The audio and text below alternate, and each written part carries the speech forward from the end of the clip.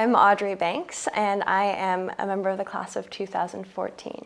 I was an International Summer Human Rights Fellow and a legal intern at the UN Interagency Program for Human Trafficking. Some of the work that I did was involved in monitoring the implementation of multilateral agreements between different countries in the greater Mekong subregion.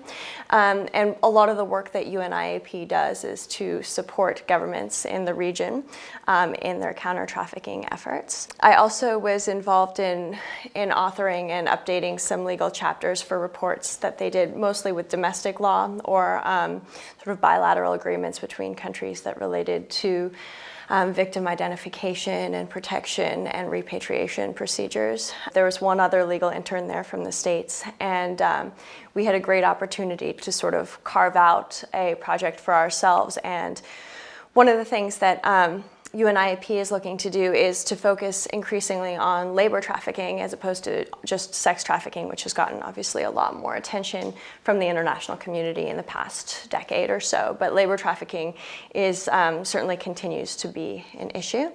And so finding different ways of possibly leveraging private sector interest in counter-trafficking efforts. So there's a new law in California that was passed, which is the California Transparency in Supply Chains Act.